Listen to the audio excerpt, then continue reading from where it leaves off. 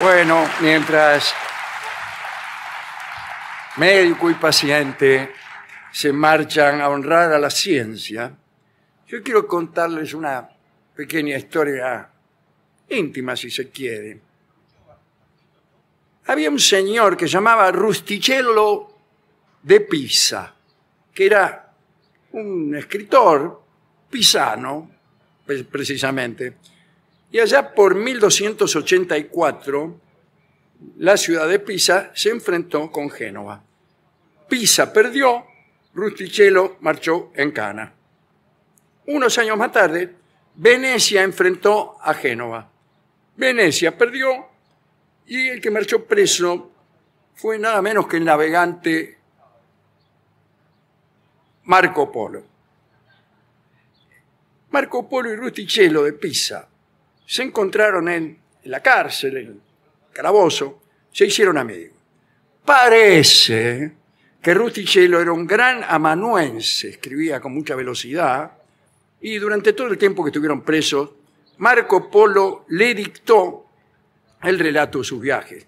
Y ese fue el libro llamado El Millón, más conocido en castellano como Los viajes de Marco Polo.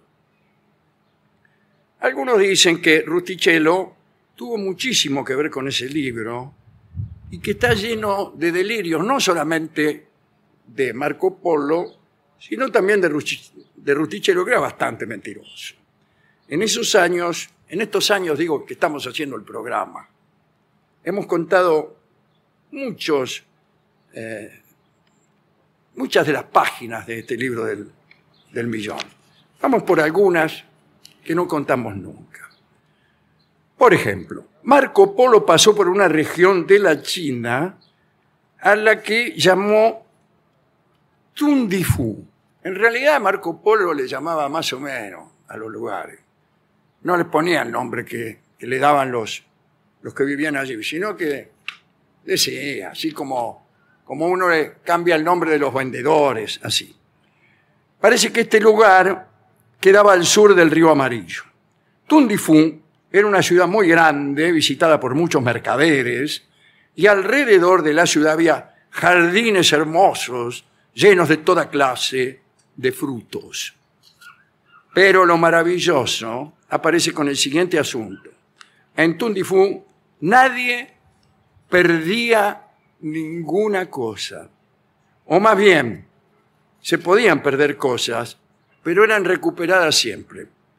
Por ese motivo, los habitantes de Tundifú no eran especialmente afectos a los objetos de su posesión, porque podían darse el lujo de ser distraídos y dedicarse a asuntos espirituales.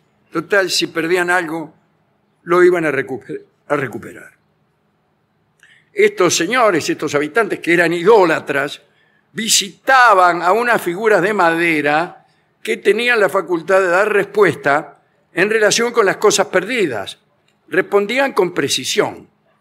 Una dama, por ejemplo, custodiaba estas imágenes de madera, y si alguien perdía algo, marchaba a preguntar a la dama para que ella, a su vez, interrogara al ídolo. Entonces la mujer le decía al consultante que mirara o buscara en determinado lugar. Mirá, seguro que está abajo de la heladera. Bien. Si el objeto había sido robado, la persona denunciaba al ladrón ante las mismas imágenes. Si el ladrón se negaba a devolverlo, era castigado con algún accidente físico que le sucedía irremediablemente. Por eso casi no había robos en Tundifú. O mejor dicho, todos los ladrones andaban con alguna herida, con alguna cosa. Cuando se encontraban las cosas perdidas, entonces la gente devotamente ofrecía a los ídolos alguna prenda, algún regalo. Marco Polo ha dicho que con una consulta como la que acabamos de describir, recuperó una vez un anillo. A mí pasó lo mismo en Villa Alianza, en Casero. Alguien me vendió un anillo que me habían afanado por un precio un poco menor. Trabajaban así, no porque eran idólatras, sino porque eran chorros. en el reino de Samudra, y esta es otra maravilla distinta, este reino está ubicado en una isla al sur de la India. Bueno, allí había unos árboles que daban vino, se llaman uvas. Se conseguía cortando sus ramas. Dice Marco Polo, pones una jarra unida al tronco y chau.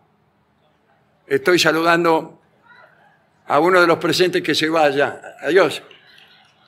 Se llenaba enseguida de vino la jarra, un vino muy bueno para beber, cuya virtud era tan grande que incluso curaba a los que tenían tos y melancolía. ¿Quién no tiene tos? ¿Quién no tiene melancolía? Estos árboles eran semejantes a pequeños datileros. Tenían 4 ramas, una de las cuales se cortaba en cierto momento del año. Bueno, qué sé yo. Estas ramas del árbol de vino tenían una producción finita porque en algún momento había que podarlos para que dieran vino nuevo. Teníamos 3 clases de vino. Buenas tardes.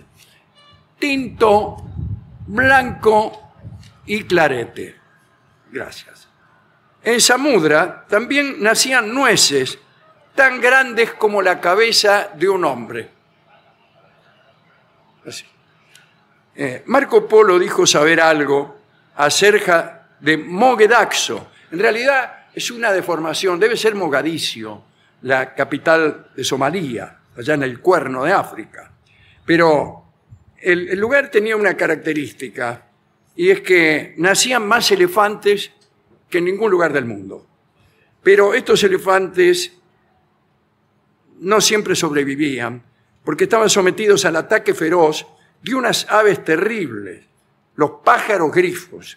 Aparecían en ciertas estaciones del año y parece que eran tan grandes y tenían tanta fuerza que levantaban al elefante hasta alcanzar, digamos, 30, 35, bueno, 40 metros de alto y ahí lo soltaban. ¿Qué pasa cuando uno arroja a un elefante de 40 metros de alto? El elefante se muere. Gracias. Por esa razón es que no hay tantos. En la isla había otra isla, y es la última, de Socotra. El nombre hace presumir, Socotra, que la capital es Socotroco, una ciudad de la que Marco Polo no da mayores detalles. Bueno, todo ahí es una madeja de prodigios y de milagros. Había un señor al que llamaban el arzobispo y que se encargaba de que la gente no hiciera tantos milagros. Decían, bueno, paren un poco de milagrear, basta de apariciones de la nada, basta de milagros. Bueno, en realidad, cada vez que usaban los magos para defenderse de los piratas, cada vez que aparecía un pirata, los magos lo sometían a algún encantamiento y tenían que retirarse. Los magos de Socotra tienen poder sobre el mar. Lo calman cuando está furioso y lo enfurecen cuando está calmo. ¿Para qué? Por jorobar un rato, ¿qué quiere que le diga? Bueno, finalmente hay una región conocida como Valle de la Oscuridad, en la tierra más, digamos, más cercana al país de los tártaros.